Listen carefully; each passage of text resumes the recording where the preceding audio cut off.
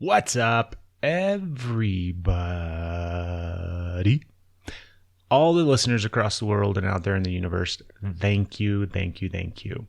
Can't thank you guys enough. I'm going to say it again. Thank you for listening to the podcast, subscribing, doing all that stuff. Remember, you go find us on iTunes, subscribe, leave us some feedback. We'd love to hear what you think of the podcast. Android folks, or I also like to call them anti-Applers. That's totally a phrase and a word. Go to Google Play Music and subscribe. You find us on Stitcher, Podcast Addict, every podcast app that's out there you can think of. We're on there. Go to our YouTube channel, search us out, subscribe there.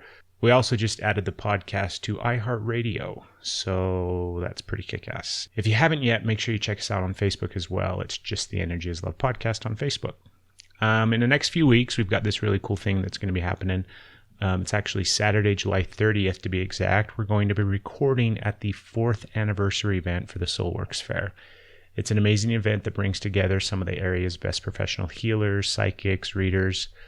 We'll be there chatting everybody up, interviewing some of the professionals as well as some of the fair's guests. I'm really excited for that. I think it should be a lot of fun. It's going to be a new thing that we've done on the podcast, and I'm really looking forward to it. So keep an eye out for that episode, or better yet, come out to the fair and be on the podcast yourself. We'd love to chat with you and meet some of our listeners. Saturday, July 30th, 11 o'clock is when the fair starts, and it's at Dancing Crane Imports in Salt Lake City. The address is 673 East Simpson Avenue. You can find out more about the fair by going onto Facebook and searching out their page. It's Soulworks. It's all one word, Soulworks. Have you floated lately? What about relaxed in your own home float tent of wonder and amazement? No, you haven't? Well, Zen Float Company, online at zenfloatco.com, manufactures and sells the first in-home float tent. For those of you who don't know, a float tank, what you typically find in high-end spas and float centers, it's a $30,000 ginormous tub that you sit in and relax and float. It's absolutely amazing, but it's kind of expensive for the regular average person. So Zen Float now makes that easy and affordable. The tent that they manufacture is only $1,850. They're solidly built from stainless steel and canvas and are only 4 feet wide and 8 feet long, which gives you more than enough room to get inside and float, but makes it feasible to put it up in your house. The water is continuously heated by their radiant heating system, which allows you to float as long as you want. It also has a dual UV pump cleaning system, so your water stays nice and pure and pristine for each float. They ship their tents all over the world, plus the tent itself looks like a kick-ass pyramid, which makes your floating experience all that much better. Now they've made it so more people like you and me can lay back and experience the wonders of floating. Go to our Facebook page at Energy is Love Podcast and click on the link for Zen Float. Then, because you're a listener and a fan of the podcast, when you buy your tent and check out, make sure you enter the promo code Energy is Love and get a free pair of underwater headphones. Then you get a float and listen to the Energy is Love podcast while you're doing it. Amazing. We also have to thank DeBryman. He's been sponsoring small businesses for the past 10 years, and the podcast wouldn't be what it is today without the support from DeBryman. Be sure to contact us online. Go to our Facebook page. Email us at energyislovepodcast@gmail.com. If you're interested in being on the show, we'd love to have you. We'd love to chat. We'd love to learn more about you. And thank you, everybody, for listening. Have a beautiful, wonderful day, and enjoy whatever episode is coming up next. Holy, amazing episode, Batman. When I first started the podcast, I had this guy in mind as a guest that I'd love to have on the show, an interview. Well, the universe finally aligned for episode 21, and you're about to listen to Chad Hymas. Chad's a father, he's a husband, he's a best-selling author, an athlete, an incredible world-renowned speaker.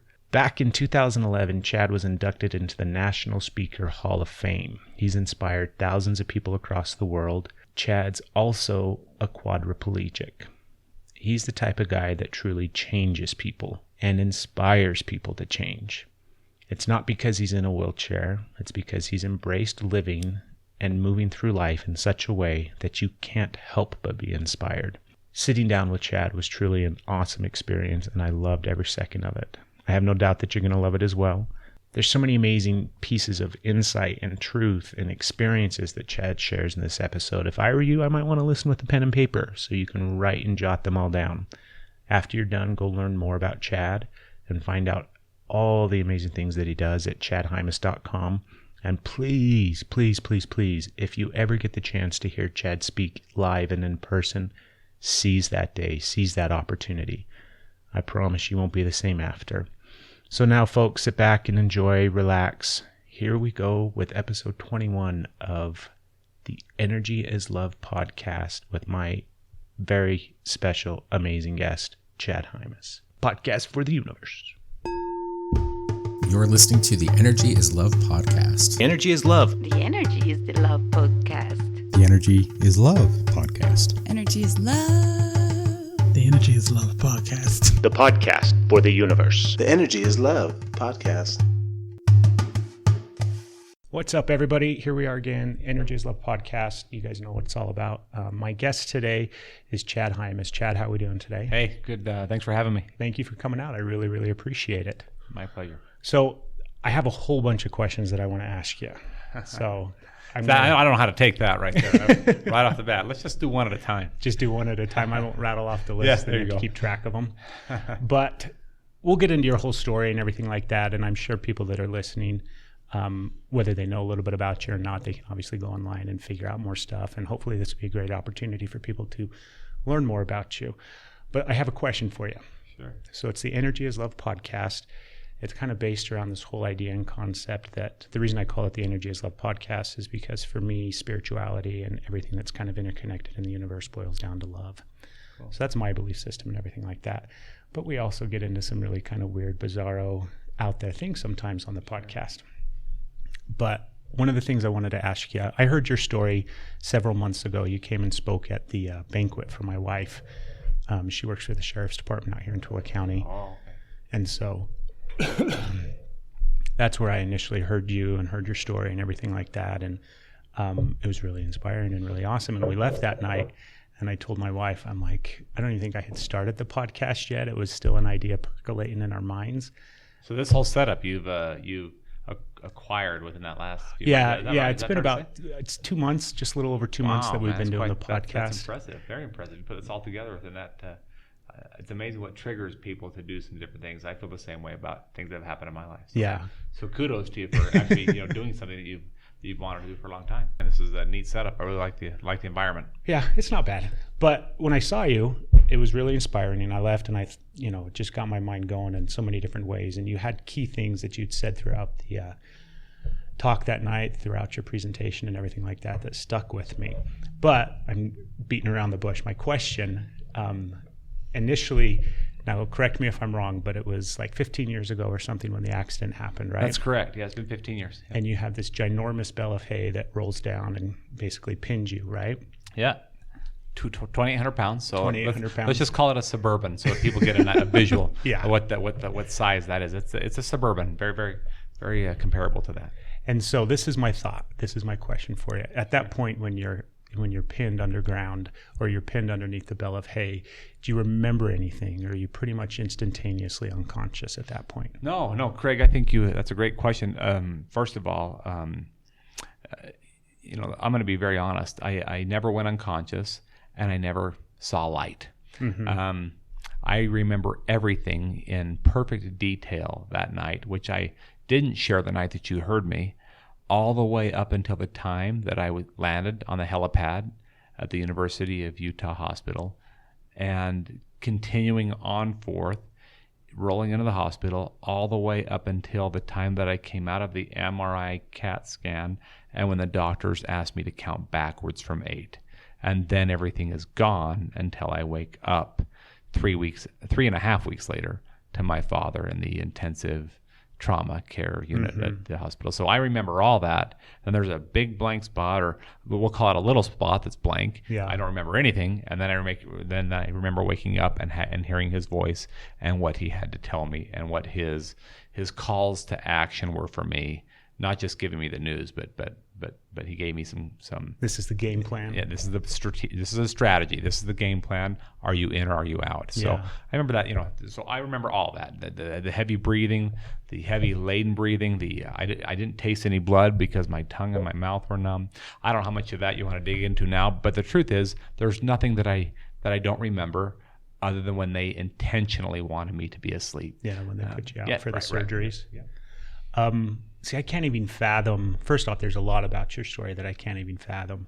But just that moment, that instant of being kind of trapped and pinned underneath everything, I can't imagine what's running through your head, because you do have So the much. physical aspect where you're kind of analyzing and feeling and seeing what's my body doing. Am I still going to be able to breathe? Am I breathe? Okay, I'm breathing still. Assessing the situation. But you were pinned for a while, right? You were there for a little while. Yeah, but over an hour. And I think you just nailed it. I think the first thing that happens when something like that happens in our life and we're still conscious is there's this initial assessment of, all right, where am I at physically? And when you're numb like that and you're breathing, then you know you're alive. And then when I realized that I was struggling for breath, then you realize the only thing you can do is count your breaths. And there's this, then it turns into panic. Like I can't leave yet, and then whether you're spiritual or not, and no matter what people's faith are, I think there is that call to a higher power of, I can't do this alone. I'm all by myself. I'm sorry that I haven't believed before, but I don't know what else to do now at this point.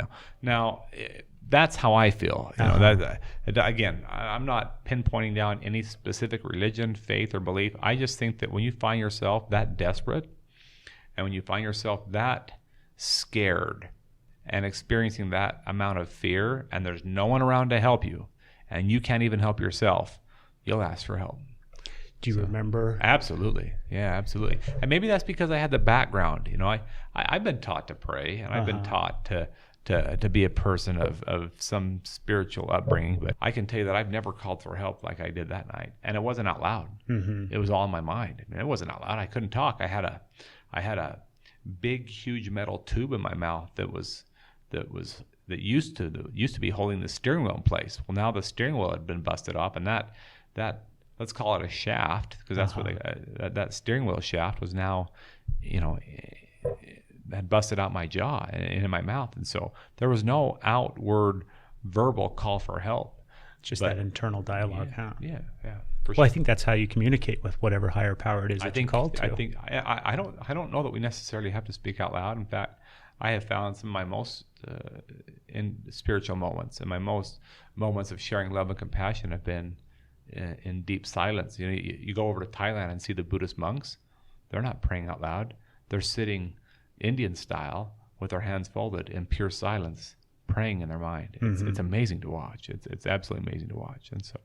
And they call him Buddha, whereas I call him God. And I don't think that God's overly whelmed with statistics or what we call him. Yeah. As long as we make the call. I think too much we get digging in the weeds on social media, or people start talking about the Pledge of Allegiance and what do we got? One nation under God. And I'm not against that. I'm a believer, and I do have a faith, but I'm a believer that after seeing the people of this world, and some that call him Allah, and some that don't call him anything at all, and some that call him Buddha, and what makes my beliefs better than theirs, Craig?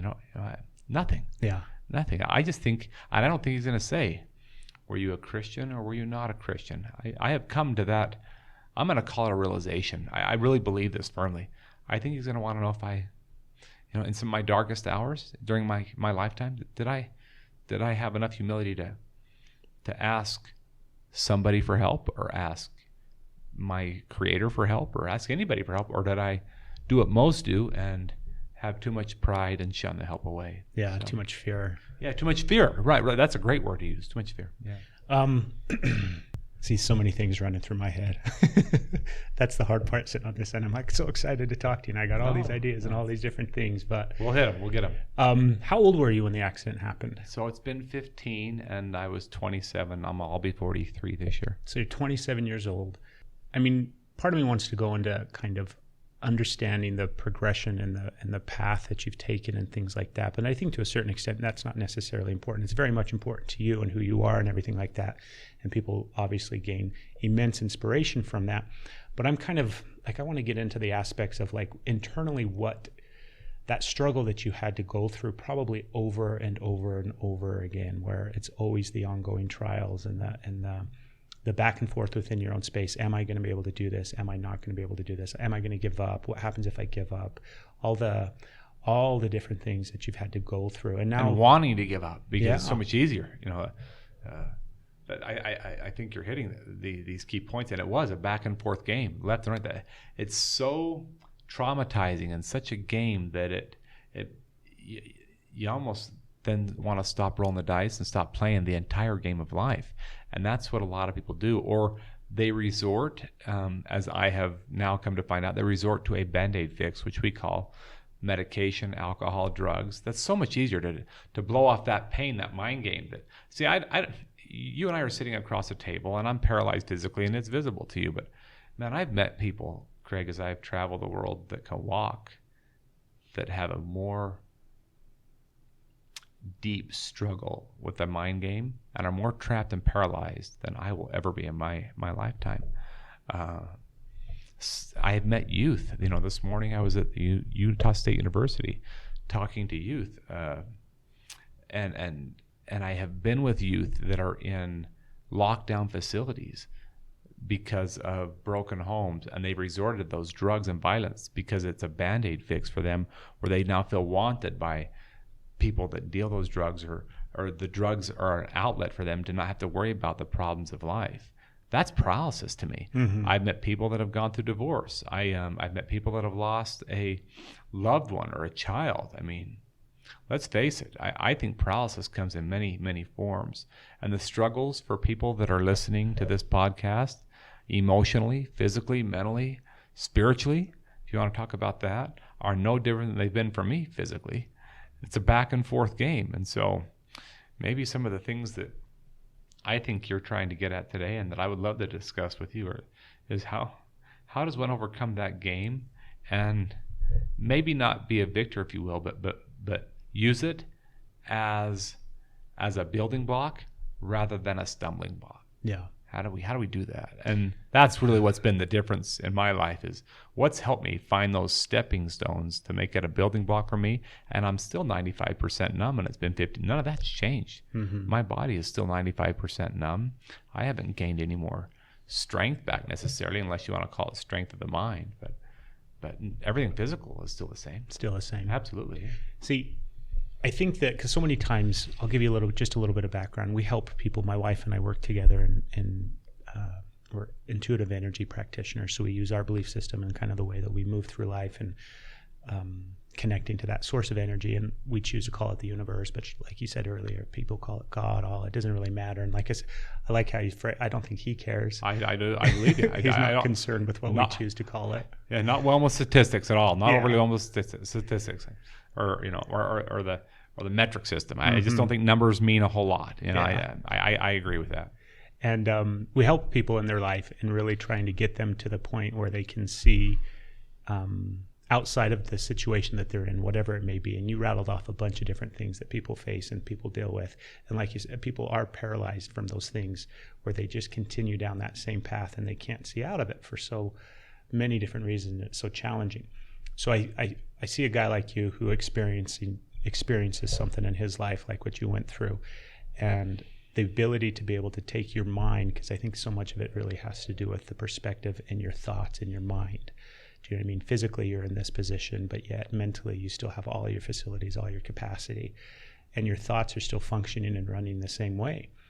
So how do you take those thoughts and not just steer them towards the positive things?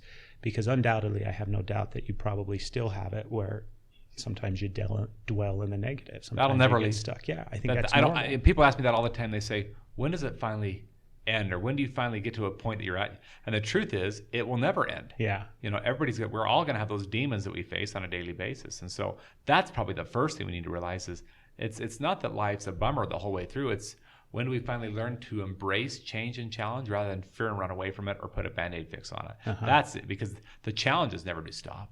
I mean, I still have stumbling blocks that come my way on a daily basis. I don't know who's going to help me get on the plane next. You saw me when I arrived here to your studio. I didn't know how I was going to get in. Yeah. I mean, I pulled up, and you walked in, and you had your gear with you and people by your side, and we made it work. I mean, that could have been a stumbling block, right? So people would look at that and rather not leave the house or not leave the television set in fear of what might go wrong, rather than go and embrace the change and meet somebody new. And just see what happens. See what happens. Right. Yeah. See what happens. Yeah. Do you find that you do that, 90% of the time? Yeah. Where you're like, I don't necessarily know exactly logistically how this 99% of the time isn't going to work out. I'm just going to go for it. And the truth is, I've been rejected, but not 90. I haven't been rejected 99% of the time. I have had feelings hurt, my own, but not 9. That's happened 1% of the time. If I dwell on that 1% where I've been rejected, or somebody said, you know what, people like you shouldn't be driving, or people like you shouldn't be flying, or you know what, people like you should stay inside, or whatever that might be. If I dwell on that 1% of I can tell you that I'm not going to go outside. But when I find that when I dwell on the 99% of the people that I meet that are marvelous and willing to help, or not just help, but how about just be a friend? When I meet somebody new or dwell on that, man, the 1% becomes irrelevant to me. Yeah. They disappear. And so I think we have to do a couple of things every day to make that happen. And it begins with when you wake up in the morning, like you said, this energy. I have to do that every morning. You can call it meditation, but I have to wake up in the morning, and the first thing I want to do is I want to take in spend 3 or 4 minutes taking in just some deep breaths. Just feeding my body those deep breaths. No food necessarily, no orange juice, no coffee. I just want to take in some deep breaths and be thankful that I got today, and then take another 3 minutes and focus on something I'm grateful for. Some small things like today I'm going to be at Utah State University talking to some youth. And then this afternoon I'm going to be with Craig Salazar and doing a podcast. And then tonight I'm going to be spending time with Shondell and the kids before I fly out tomorrow. And be grateful. Just spend a minimum 3 minutes. And then the last 3 minutes, I want to see some things that I probably need to work on, and what can I do to better those things. And so that's 10 minutes right there. Yeah. Every morning. If I'll just take that 10 minutes minimum. Now sometimes it's 20, sometimes it's 30, but if I'll do those 3 things, so take in get some energy. I'm not talking about a booster drink or a Mountain Dew, or but really take in some deep breaths and just focus on those breaths that I learned from the Buddhist monks, to be honest with you. I mean, just be grateful for the gift of life, and then be grateful for the gift of being able to contribute to society. And we all do that in some way or form. And then find some things that I could work on that day. Those are things that's my meditation in the morning. That's a perfect practice. I think it's a great practice. And I learned that by watching some guys dressed in orange who've dedicated, unbelievable what they taught me. And so anyway, I think there's a lot of power. And if we can't find time for ourselves, 10 minutes in the morning, forget about finding time for somebody else. You're just a hypocrite. Yeah. You're just showing up to the soccer game, watching the kids play. You're just showing up as a husband or a spouse or a wife, or you're just showing up as a grandparent. You got to find time for yourself every day, minimum 10 minutes, could be 20 or 30. But do those 3 things every day, and you'll be present in other people's lives.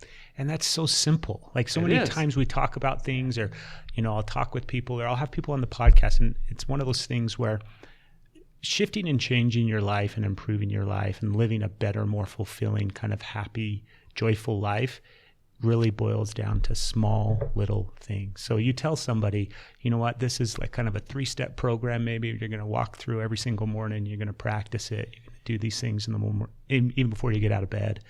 And they're like, that's not going to do anything. That's not going to change anything. I think people sometimes have this concept where it's got to be, either quick fixes or huge things like, you need to quit your job and move here and do this and completely shift and change your life. And none of that's going to change inside, and none of that's going to change your outlook. And it really boils down to just little tiny simple things.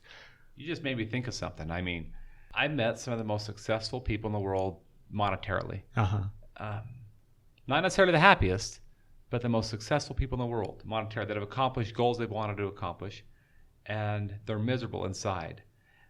The truth is, it's the smallest things that we do every day that make the biggest difference. I'll give you an example without judging anybody. One of my favorite comedians of all time, Robin Williams. Yes. Love him. Did everything he wanted to do. Wanted to be the funniest guy on a TV regular series, Mork and Mindy. Did it and won a Grammy Award for it. Wanted to be the funniest comedian and win an award for it. Got the Grammy for that. Stand-up comedian. Wanted to have a Grammy for being the funniest guy in a movie. Did that with Doubtfire. Then he wanted to do the same thing in a not funny role. Did that in 3 films. Made the world, had a successful family, 6 children. And he hung himself with a belt. Not to judge him. Don't. I miss him terribly. He was one of my. He made me laugh. He was a great contributor. But it goes to show you that people that have done all that and have it all, sometimes are really hurting inside and are miserable. And I believe it's because it's some of those big things that we hold on to possession to, like the trophies or the Grammys or the big accolades. And those aren't fulfillment. It's the little tiny contributions that just what you just said, just what you said 5 minutes ago. It's the little things that we do every day for somebody that nobody sees that keep us going, that make the biggest difference. I don't know what, my dad told me that in the hospital. He said it's the little things that you do every day that will keep your marriage together. It's not one big grand Valentine's present on Valentine's Day. Yeah. It's not one big intimate evening that's going to keep your marriage together. So while, son, you think that sex and intimacy is important, I guarantee you, son, that's not the most important thing, while you probably think that. And he was right. That's right. That's why I thought I was bound for divorce. I mean, my body's 95% numb. I knew I was bound for divorce. And then I quickly learned that it was the little things that meant the most, not what I thought was the biggest thing. And so I hope that people can relate to that, because you triggered some thoughts when you said that. Very, very powerful what you said. It's the little things. If people can focus on the little things, doing the little love note, or doing the dishes, small item, going out and clipping the grass without being asked, or how about this, sending a simple text off to a grandchild that says something like this: "Hey boy, Grandpa here. Just want you to know that you mean the world to Grandma and I. Sure love you, young man." Mm-hmm. Send that sucker off. You don't even know if that grandkid's suicidal or not, but I'll guarantee you this: love won't always conquer hate, but you'll be known as the one that loved him, and will always loved him, and that might just change his entire life. Yeah. So I think you're spot on. It is the little stuff. It is. So other than, because I love your beginning of my day practice that you've got, like you said, whether you call it meditation or prayer or even just a moment of mindfulness, it doesn't matter. Yeah. But what else do you do? Like, what else do you kind of incorporate every day? So I talk to my spouse every morning. It's usually 7 o'clock their time and the kids. I love to exercise. I find great. There's something about getting out and exercising that makes you feel just energized and powerful. So how does a paralyzed person exercise? And if a paralyzed person that's physically numb can exercise, why can't anybody else get out and go for a walk? Yeah. So for me, it's just going down to the asphalt road and just pushing. There's something about that just makes me feel rejuvenated, that makes me feel good. Then come back and have some fruit and be ready to go. So if I'm in a hotel, I'm going to go push outside. Now let's say it's a bad day. I'm going to go push up and down the hallway on the carpet. And if I'm in Las Vegas, that's easy because those hallways are like 5 miles long. Yeah. I mean, I find some place to go for a walk. Find a gym in a hotel. Find a place to go and have some time for yourself to really get the body moving and to function. So that's something else I do on top of that 10 or 20 minute devotional, let's call that, or private time for me. But find a place to physically just build up the system, get the blood pumping. And I need that in my life because my blood flow is slow. So when I get the blood pumping, my hands physically I'm warmer. My feet feel better, even though I can't feel my feet. They look good. My skin's in good condition. I haven't had a pressure sore, knock on wood, since I've been paralyzed. I think that plays a part in it, Craig. I really do. And so I think people need to do something physically for themselves. Whether they're in shape or out of shape, overweight, underweight, none of that matters. Go do something physically to burn some calories and burn yourself a little bit, and then come back and fill your body with some good nutrition. No different than the mind. I mean, you've heard that before. Your mind is only good as what you feed it, and the body is the same way. We got to take very good care of those two things. And so I like to do that physically. No matter where I'm at in the world, I like to do something physically for myself. How often are you out traveling? So that's a good question. The best way to answer that is I'm in a hotel room about 270 nights a year. Gosh. So, and I choose that. And I've got personal reasons for that. I get judged for that, and I get critics all the time for that. But I choose that. 270 nights a year. I like the power of feeling independent. And the truth is, I'm not. I was going to ask you. I mean, do you travel alone? Yeah. But I'm never alone because there's always somebody in an airport. There's always somebody in a hotel. Yeah. There's always somebody that I can help with, get help with You my get to meet bags. just the most amazing people. that way. Absolutely. Yeah, absolutely. Cab drivers that don't just drive a cab for me, that help me get the bags, even up into a room when I arrive at 2:00 in the morning or I'm delayed, or pilots that go way above and beyond the call of duty. There's always guys in camouflage at airports. Those guys that give the camouflage off their back for you. That's an opportunity for them to do it. And I'm not saying that I abuse, misuse, or disuse people. I am not out for that at all. I'm just saying, you're right. Look at the people that I've been able to meet, and the alternative is sitting at home and not doing anything at all and just doing what average dads do. And if I want to be average, that's what I'll do. And I have decided in my life, I'm tired of playing the game of average. I don't want to be average anymore. Now, it doesn't mean I want to beat anybody else out or be superior. I just don't want to be average because I meet them all over the world. My dad said, "You're going to be an average person? Just sit there in that wheelchair?" And he used some colorful language with that. And the answer is, yeah, man, it's so much easier to do that. But I never did find fulfillment and strength there. I found most fulfillment when I started to do some of the things that you and I've talked about in this podcast. And once I got hooked onto that, I couldn't stop. I mean, it was just so fulfilling to go out and meet with people and shake their hands. And then I found a place where I could contribute in the smallest way. And so it's those small things that I do every day that just make life so beautiful, make love the energy that it is. I think you're right. Energy is love. Love is energy. And I think that's some of the things we've hit hard on the podcast already. We haven't said one word about my accident or what mistake I made to break my neck. It's because it's not important. It's everybody goes through these. Depression's tough. Everybody's going through that. I mean, look what happened in Paris yesterday. I know. That makes everybody sad and depressed. And so you take that, you got to channel it the right way. Mm-hmm. I mean, look what people have done with some of the most devastating things that have happened to them. A perfect example is John Walsh. So we look at Paris and look at John Walsh, two prime examples, loss of a loved one under his watch. And that guy was ready to take a bullet to the chin. I mean, take his own life. Yeah. You talk about depression and suicidal and not wanting to live. This guy's babysitting Adam, his son, at a mall, and has his son swiped. And look at how he channels that. I met John in Salt Lake City years ago, sharing the stage together. And he said the one thing that kept his marriage intact and kept him from taking his own life after losing his son Adam to a kidnapper. This is before finding the bones and being able to use DNA, because they didn't have it back then when Adam was, when Adam was back in the 80s. Wasn't it was 22 years ago. Yeah. Yep. So you're right. So close to that, late 80s. You're right. So the one thing that kept him from that was when he got up in the morning, his meditation was he wanted to go find someone else to help. And it started out with a lady across the street who was a widow and just helping her with different odds and ends. And it turned into America's Most Wanted, and now it's called The Hunt. And so far, year to date, by doing the little things, 23 years after Adam's disappearance, John Walsh has put 2,641 people as of last Saturday night behind bars. That's America's top fugitives. We're not talking the drug dealers. Yeah. We're talking America's top killers, top fugitives. 264. It's hard to believe we have that many killers. What's sad is we probably have more than that. You're right. But look what good he's done. Yeah. When he's channeled it the right way, and he's also changed some of those people's lives and tried to help them get counseling and done so much other good that's not even mentioned. And so, do you ever sit back and think about the, whether you want to put a number to it or not, but just the vast amount of people that you've influenced and affected? I can't say that I've done that. And I don't know not that from a place of like conceit or ego or anything.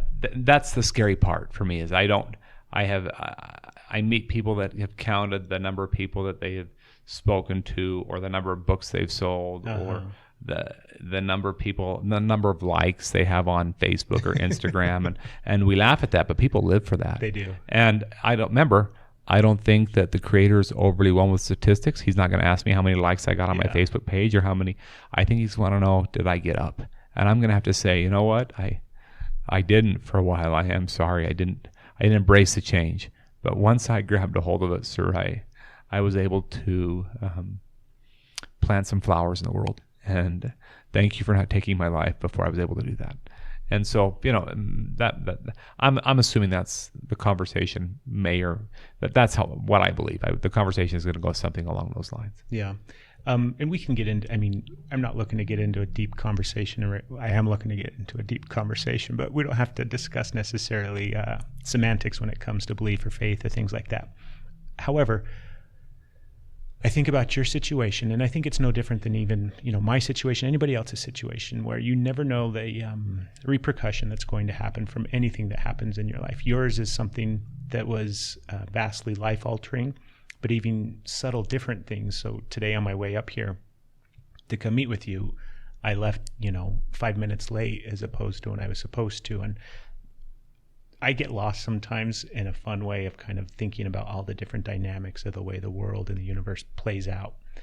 And have you thought, so you experience this thing in your life, you have this accident, and your whole life changes, but then in the process of doing that, you look behind the curtain maybe in the dynamics of the way the world spins and works, all the things that shifted and changed because of that one incident.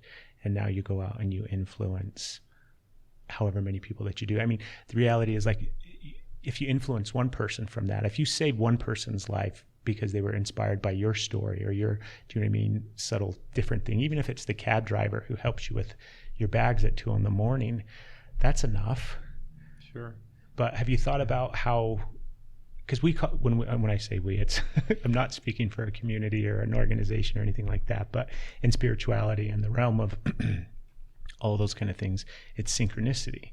So, one pebble in the pond, all these different ripples and the effects that it has. But those choices that you make and those things that happen sometimes seemingly outside of your control, I think have so many profound different effects that are ongoing and ongoing and ongoing. And I think it can occur in a contrast.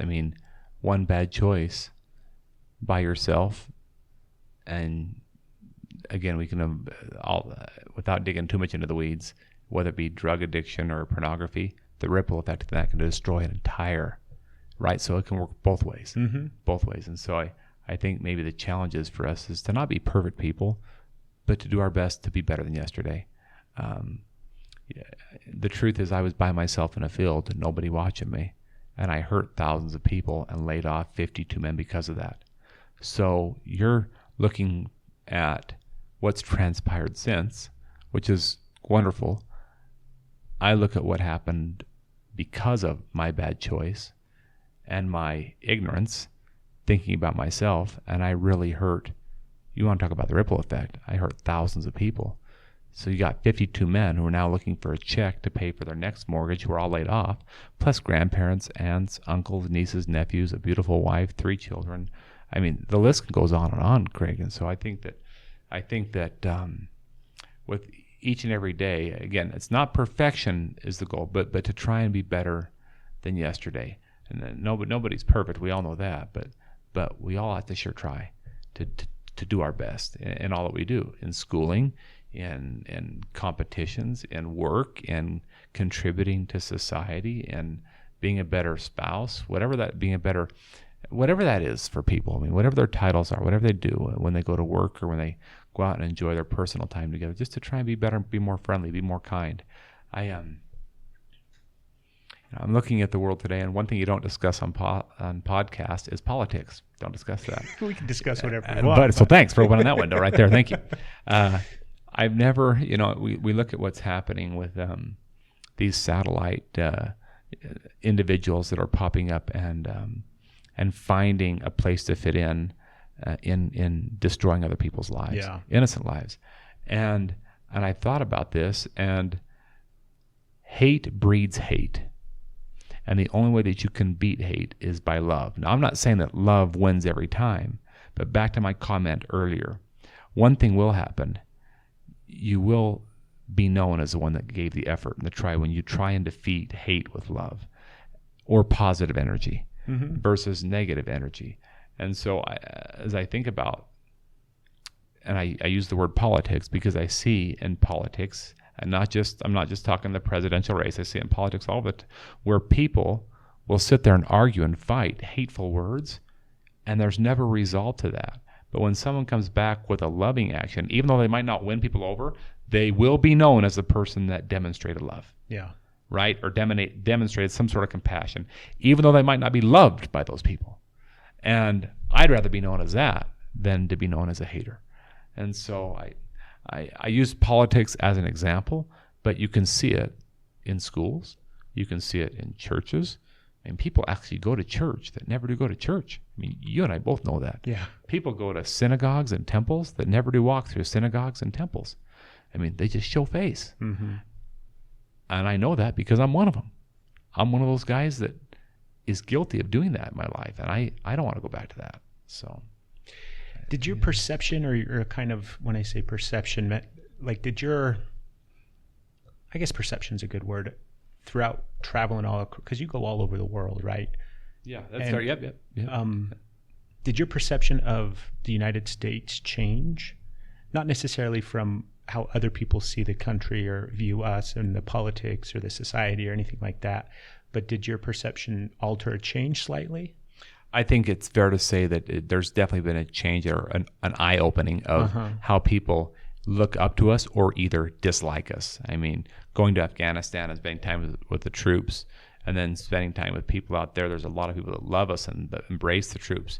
There's also a lot of people that hate the Western culture because they've been given so much, and people over there are looking for their next meal, and we waste half our food, and they know that. Yeah. You know, there's so much at our fingertips. We have so much technology, and we waste it, and they have access to nothing, and they're limited. And that's what, you know, that's what we're disliked for is we're wasteful people in the views of some, not the masses, not the masses, but the people that I visited with, and they'll share that with me, not because they dislike me, they just dislike perhaps the culture that I live in, right? So they're not saying that to me to, you know, going to Saudi Arabia or even China or Japan. There's one, go to Japan. You have people that will never forget or forgive Pearl Harbor. Yeah, they were the first to knock us out in Hawaii, but we went out with an atomic and took out hundreds of millions of their ancestors. I mean, there are hundreds of thousands. Excuse me, I want to be accurate there. Yeah. I don't know the exact number, but it wasn't hundreds of millions. It was hundreds of thousands. It was a lot. It was a lot, and there's people that aren't even related to those people that think, how could a country do that? And we think, remember, the only thing that defeats hate is love. It doesn't work every time, but you don't defeat it with hate.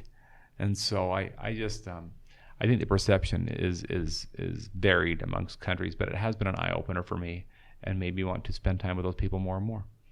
So I think that's a great question and a conversation that could really go into deep length. For sure. What's some of the favorite places that you've gone? Like, do you have? So I love Asia. I mean, I think Asian people are phenomenal. Very, very giving. My favorite place to go inside the U.S. is Nashville. I don't know if that's just because I got some country in me or what. My wife's favorite place is, and I love Seattle as well. Seattle's a gorgeous city. My wife's favorite place to travel to is San Diego in the States. Shondell has never been overseas with me other than to Hawaii. Yeah. But I love Australia, love Down Under, love New Zealand. Dubai is just amazing because it's a man-made country. I mean, they dumped a bunch of rocks in the ocean. They keep building it bigger and bigger and bigger, and the biggest skyscrapers in the world are in Dubai. So, that's a phenomenal place. The Netherlands, Europe, even where we have the challenges in Spain and France. I love those countries as well. They've become a little bit more, I'd be lying to you if I didn't tell you, I've been more neglected to go out and wheel my chair around outside, or especially after hours or after dark, for fear that I might just be in the wrong place at the wrong time. So I will, many times when I go to Europe or even the Middle East, I will be escorted right to my hotel, and then I'll be escorted right to the event, and then I'll be escorted right back to the airport. We live in a different world, and the truth is I am a white, vulnerable, Caucasian American that's known there to speak to a group of people, and I don't want to find myself in harm's way. It's sad that I have to say that on the podcast. Sad. But it's sad that that's the reality of life. And even in America, even in America, you never know now, and we can either hide from that fact and keep it from our kids and our posterity, or share that with them so that they can be careful when they're out and about, and when they go to public events. We used to not talk about escape routes, and if you survive the first blow, what do? Yeah. Now we talk about it because, well, last night, those that survived the initial blow of that truck coming into that celebration. Now they're looking in survival mode, and what do they got to do? They got to get out of harm's way. They got to find shelter and cover. And so I think we live in a world where we open up and talk to our kids about what could happen in their schools or what could happen in a church, heaven forbid, because it's happened in churches or even in colleges. What do you do when you survive that initial blast? At the airport of all places, in Spain, of all places, one of the most private, beautiful airports in the world, and it gets hammered. And you look at the people that survived the initial blow, and what are they doing? They're out grabbing people and so saving them and they'd give their own lives for people. And so I takes me into another topic of death. I don't think death is a bad thing. I just think it's a marvelous gift to give to somebody else. And we'll go give blood after people are hurt. Yeah. Tough to go give it beforehand. But when they start calling, hey, we need blood, people are hurt. You saw what happened in Orlando, the gay club. Now, I don't care if you're gay or not. It's just you don't go shoot people because you just don't do that. Yeah, for any reason. For any reason, absolutely. I mean, we are taught to just be accepting of all people. That's what America was built on. That's the foundation. That's the whole reason that we exist where we do. And so you saw the reactive mode of people going and giving blood, which I am not objected to, and I'm grateful for those people. Why aren't we proactive? That's my question to people is why don't we do that proactively? And I think sometimes it takes those initial blows or those shock and awe moments before we'll react. And I would encourage people listening to this podcast, or my question would be, I don't want to ask you if you're a doctor or a teacher or a lawyer or a radio host or a motivational speaker or an author. I don't think those things are important. I just want to know if you're a proactive or a reactive person. I think that's the question we should ask ourselves. Am I a proactive father or am I reactive? In other words, am I going to show up to the games when they ask me to, or am I going to show up because I want to be there, I need to be there? Am I going to be there for my wife on time for dinner and be proactive, or am I going to be reactive and wait till she calls me inside because I'm out working and getting things done in the shop or the farm or the ranch or whatever that is? Am I going to be there to help her set the table? I know it sounds funny, but it goes back to those things you said earlier. It's the little stuff. It's the little stuff. It's the little stuff that has made the biggest difference in my marriage. Yeah. And I used to think it was the big stuff, and I was just backwards. I was totally wrong. So, how surprised are you that? I mean, I don't know how else to phrase it, but how surprised are you that your wife stayed? Well, I mean, look at me. I mean, I'm quite surprised, to be honest with you. Shondell is phenomenal. Shondell is the one that has taught me a lot about what we've talked about today on the podcast. In fact, I don't want to take anything away from my wife, but I don't think that my wife is different necessarily than a lot of women out there. I do think the difference is a lot of men will push their spouses away or vice versa, and that is tough for people to stick around. Very, very tough. When a person mentally is not the person mentally they were when you married them, that becomes a challenge. So physically I was there. Mentally I wanted to be there, but I wasn't. And, Shondell never did really give me the ultimatum, but she stuck by my side to try and help me get through it mentally because I was struggling. I mean, I struggled for a long time. It was just a struggle to get through the day because by the time we got me up and about and I got my mindset to have a good day, it was time to go to bed. It was already the time for dinner. And then we'd start the routine over again the next day. And I remember one time, and I'm almost embarrassed to share this. I don't think I've even written about this in my book or even shared this, but I remember one time, Greg, Shondell was helping me shower. Mm-hmm. This was in the beginning. I don't remember exactly when, but she was helping me shower. And it wasn't that big of a deal, really. But it became an issue when she transferred me from the shower chair to my wheelchair. And in so doing, she accidentally dropped me. Something slipped, the towel that I was sitting on, or she didn't have quite the bite. And I wasn't mad at that. I didn't get hurt. I didn't hit my head. I mean, I couldn't feel my body. It was, if anything, it was kind of a laugh. Yeah. But where I got angry was when she tried to get me back up in the chair and I saw the sweat beads come down from her head. Mm-hmm. I lost it. I mean, when I saw that and saw her laboring, I said some things to my wife that I will never repeat via microphone or in my mind. Yeah. And she walked out of the room and she went on the other side of the door. She closed it, the bathroom door, and she sat on the carpet of the bedroom while I sat on the tile in the bathroom. She's crying on one side. I'm angry and mad at God and her on the other side in the bathroom. And then she opens up the door and says this. She said, "Sweetheart, if it'll help you and I to have someone come in and help you so that you don't see me sweat, and if that'll help our marriage, to have someone come into our sacred bedroom and our sacred bathroom and help you, I will do that." And then she said, "One more thing before you answer that and you make the decision on that. If I was the one that was paralyzed, would you want someone to come take care of me?" And I know the answer to that. I got a lot of I would not want anybody to take care of my wife. I love her that much. And so I have resorted to the fact that when I'm home, I need to remember when I talk about grateful, every morning, part of that 3 minutes that I'm grateful for Shondell for teaching me that, and for teaching me to be humble and to smile when I don't want to smile. It helps everybody in the house when I do that. I don't need to be fake, but attitude is a reflection of leadership. If you don't believe me, just walk into the house upset. Watch what the kids do. Go home mad at the world. Watch what everybody else does. Yeah. Or go home with them, play some Frisbee out in the front lawn, and leave your troubles at work. Watch what people do when you play Frisbee with them. Mm-hmm. Watch what people do when you bring a watermelon home and they're not expecting the watermelon. I mean, it's just the whole atmosphere of the house changes. So back to your question, am I surprised that Shondell? No, I'm not. I'm not. I guess I'm surprised at the amount of people that are like me that don't get it and just play stupid for a while. I'm that guy. That's what surprises me. But I can't judge them. I'm that guy. Yeah. Right. So that's what shocks me. But once you get past that and you grab onto that, that's a huge step. Whether you're paralyzed physically or paralyzed emotionally, once you get beyond that step, I think that's a big step to conquer. And then you begin to embrace other steps and progress. For sure. Do you feel like you're that much, like when you think about yourself, like everybody has that kind of self-image or that, the way that they kind of view themselves necessarily? I don't know how else to describe it, but just the pride. Pride. The way you think about yourself. Okay. Do you think that's changed significantly from before as to now? Like before the act, do you know what I mean? The answer is yes.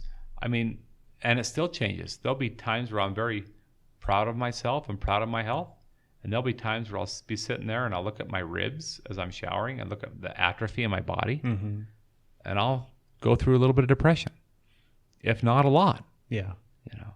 It goes back to that thing where I was talking to you about 270 days a year on the travel. Now you know why. I still have a little bit of pride. And I don't want Shondell to see me like that. So when people come up and say, when do you have, Chad, when did you finally master this? When did you finally figure it out? The truth is I probably never will. It's going to take me a lifetime and then some after this. But I travel a lot today because I can. And I'm grateful that I have a wife that understands that. And I'm a big part of my kid's life. And people are thinking, well, how can you be a big part of your kid's life when you're gone 270 nights a year? Well, all I know is that I'm in the minority. My marriage has made it 21 years, and the majority don't make it 15. Yeah. So I know we're not overly well with statistics, but there's one that I am looking at. I do not want to be in the majority in that group. And I don't miss my kids' games. I just sent a kid to Brisbane, Australia the day before yesterday for 2 years. I just went and spoke this morning at Utah State University for my daughter's retreat for girls. I don't miss her barrel racing or adopting a fourth child from Ethiopia. Should be expecting that 6-year-old boy in the next 44 days, something like that. I'm very, very close to my kids. I don't know how many parents can say that. I'm very proud of my kids, and I verbalize that on a regular basis. I'm so grateful for their help and for them taking care of their mother and taking care of me and being my arms and legs their whole life. They've never known a dad that's walked. They have never known a father that has walked. Of course, they'll tell you that they don't need that, and they want me just to come out and play soccer, even though I can't kick the ball. They want my presence. Yeah. And so we've been able to do a lot as a family with the travel and different things. But I get that criticism all the time about how can I be a good dad or a good husband when I'm gone 270 days out of the year. And that's a good question to ask, but I do have some selfish reasons for that. Well, it makes me think, and I sure hope you're not offended in any way, shape, or form, but sure. Do you think there's an aspect of it that you kind of use it as a distraction? Oh, yeah, for sure. Do you know what I mean? a distraction, that's my Bandaid Fix for sure. That's my drug of choice. Yeah. Absolutely. And if I have to pick, this is the one I'm going to pick. For sure. Right? Because I'm coherent and I'm all there, and I feel like I'm helping other people rather than being a deterrent on society. Yeah. So if I have to have an outlet, this is it. Okay, this is what I'm going to pick. Sometimes it's hard for me to be at home sitting in my wheelchair at a desk all day long. I need to be flying somewhere or finding a place to contribute. Or My guess is that's how you probably always were. Like you always were probably not just the active guy, but the guy that had to stay busy, the guy that had to be doing stuff. yeah, right? that hasn't changed. You know, Yeah. before the accident, I was, I ran my own company, and it was a landscape construction company, and it would be 10 o'clock or midnight before I get done, and I'd be up at 5. Yeah. I mean, I'm not saying that's healthy by any means, but that's what I like to work hard. I like to get my hands dirty. So I think that was within my personality the whole time. Something that was not within my personality was speaking publicly. That just happened. I was on track to be a farmer and have the construction company be the fuel behind this big elk ranch and this where people could come out and enjoy these wild animals and the majesty and majestic views of these beautiful elk. That's what I was building when I got hurt.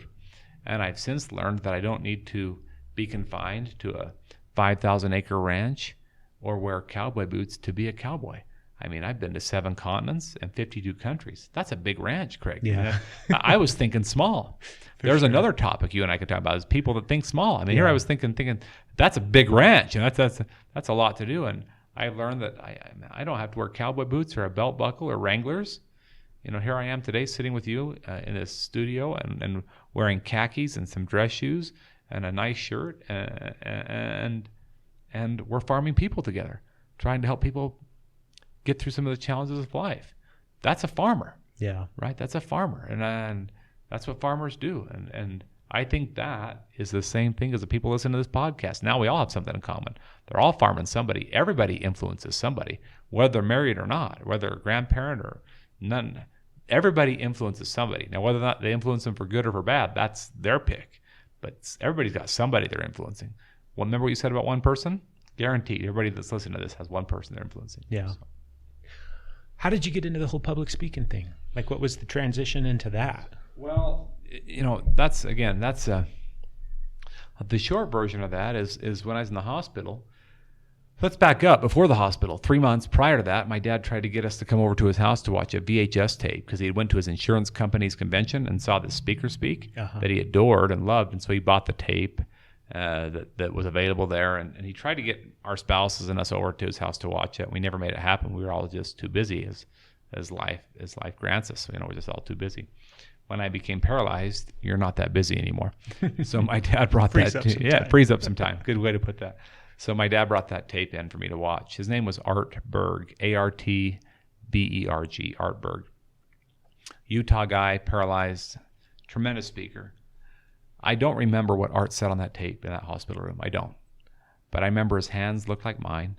His body looked like mine. The only difference was he was happy and I was not. And so after watching that tape, I wanted more tapes. I wanted more books. I wanted whatever my dad could get me.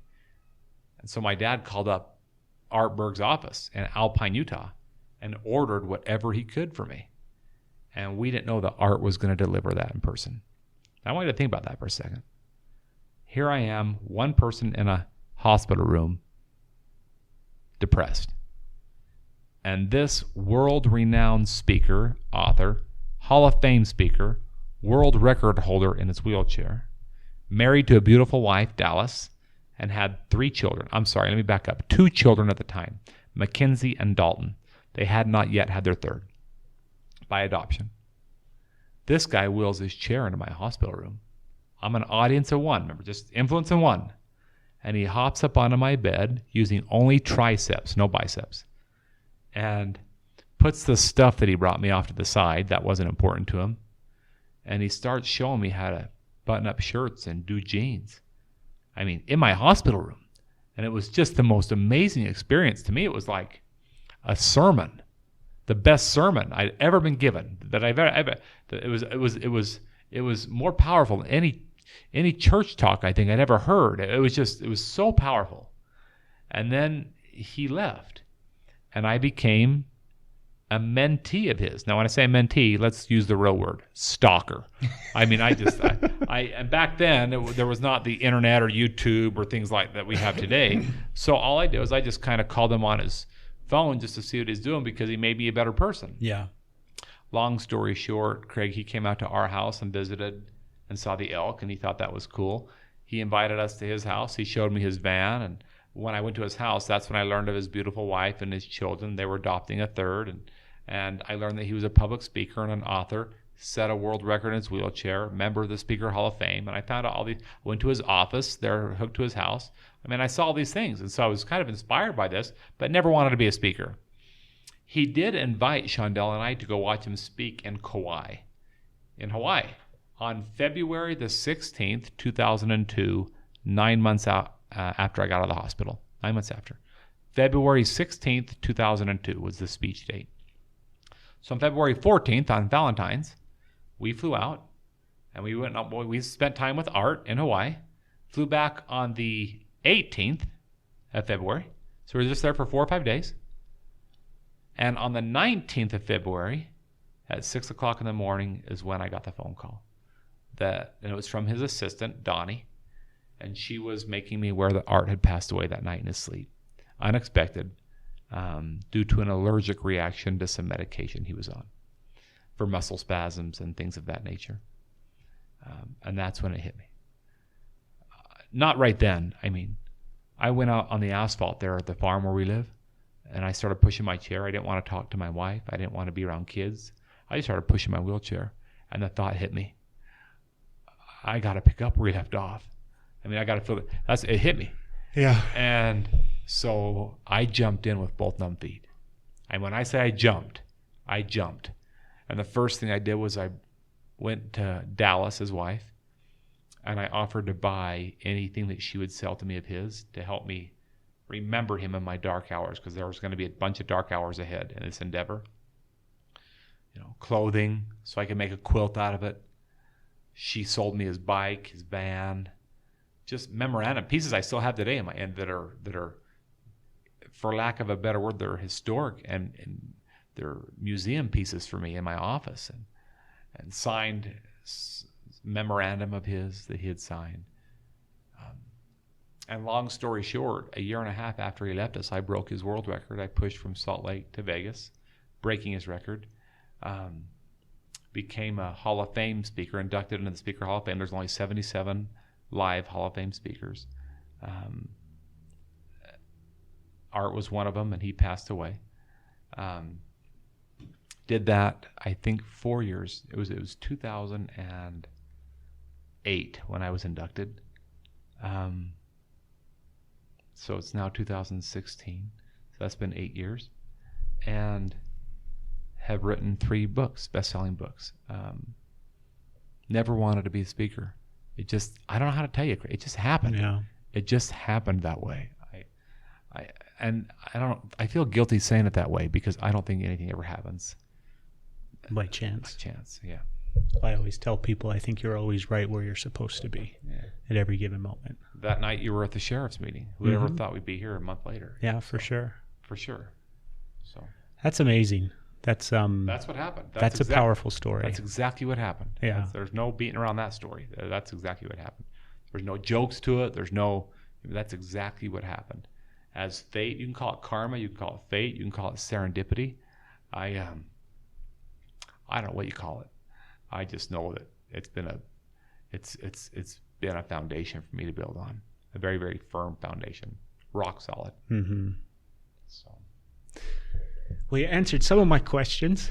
Oh, you haven't even checked off one question there on that sheet there. I'm so looking funny. I'm looking at your sheet and there's nothing checked off. And I was going to ask you about the thing going to Vegas back in the day, and that what that was like, and obviously about your books, your novels, and things like that. But for the most part, man, it's just been awesome talking with you. Hey, those people can find that stuff on the internet. It's not for sale. I mean, that's just stuff that you and I have dug a lot deeper today. This is the world record marathon that you just mentioned, and the tapes and that stuff's for free. I mean, that's the people can look that stuff up all they want and get more. The stuff we've talked about is stuff that really it's not written down. It's not. I can't tell you that the majority of what we talked about, because you've asked some pretty deep questions, it's not recorded anywhere. I haven't done something like that. Mm-hmm. Maybe that's my next step, but this could be a first. This could be the intro to that. Yeah. What is your, and this is a challenging question, and by all means, this isn't something where you're going to have one specific answer, but let's use 3, because you used 3 in the beginning when you were talking about the beginning daily practice that you have. So let's use 3 things, and I want you to imagine, we're going to fast forward to you on your deathbed, and maybe you're talking to your grandchildren or your great-grandchildren, and you want to impart 3 things to them about life and the importance of living in such a way. But what would be 3 things that you would impart to the people that you leave behind? So it's not a hard question because I already have it down. The first thing that I want my posterity to know, and those who I've come to embrace and call family, is that I'm dying with open pockets. I'm not taking anything with me. I want them to put that into perspective. There should be no bickering over water rights on the farm, money, cash flow, who gets this and who gets that. Nobody ever gave me anything, and it's all going to be burned one day anyway. I'm dying with open pockets. I'm not taking anything with me. The second thing is I want them to look at Grandpa's truck and Dad's truck, not because it's a diesel truck or has the lights on it, looks pretty. Look at what's painted on it. There's family emblems all over that truck, and it reminds me of what I robbed when I was thinking about myself. There's a bunch of smiles on my truck. I've got it high gloss resolution painted. There's not another truck like it. My truck will never be sold, ever. You will never find my truck on eBay, Craig, ever. The only place you'll find my truck is on my website and on YouTube videos and things. It's the only place you'll ever find it. I want all of my posterity to have a chance to have that truck in my will, to remind them to not rob their kids and their posterity. Because when they think about themselves or being selfish, that's exactly what they're doing. They're committing theft. Grandpa, great-grandpa, great-great-grandpa is guilty of that. But the truck was a reminder to him not to rob anymore. That's what helped him get out of the wheelchair. And the third thing that I want them to know is that Grandpa's not just out of his wheelchair. Grandpa's flying now, doing a better work. And I want them to be happy for that and to look forward to that. And to work hard to get to that point. Not that I'm any better than them or any. I just want them to realize that as their children go through struggles and make bad choices, to not turn them astray. When their children don't live up to the values or the expectations that mom and dad have for them, to not turn the other cheek and to embrace them with love or energy, as we've talked about today. Love to embrace them as equals, no matter what those choices are. I'm sure I'm going to have posterity down the road that are going to make choices that I don't accept or like very much. That doesn't make me their ruler or their judge. I should love them. Remember, hate does never win over hate. I want to be the one to be known as the one that loved them no matter what. Not the one that despised them or turned them away. Yeah. Those are the 3 things I want to leave. Empty pockets, the truck to not rob, and to love regardless of choice. That's what I want to leave with. It's already written down. You've already got it down. Thank you so much, Chad. I really, really appreciate it. Pleasure's been mine, man. We got to do this again. We got to set this up I want this in my office. This is a nice setup, so I like this. Well, I hope everybody enjoyed the episode. I have no doubt that you did. I'll have everything listed up on the website and on basically everywhere you can find Chad. I'll have that information out there so you can go out and find all of the stuff. Make it simple. It's just chadhymas.com, isn't it? Yeah, fair. Okay. Well, everybody go out and have a beautiful, wonderful day, and hopefully you gained more than 1 or 2 things from this episode and you can be inspired. Go out and love somebody, but thank you very much. I just want to know if you're a proactive or a reactive person. Hate breeds hate, and the only way that you can beat hate is by love. Everybody influences somebody. Make life so beautiful. Love the energy that it is. I'm tired of playing the game of average. I don't want to be average anymore.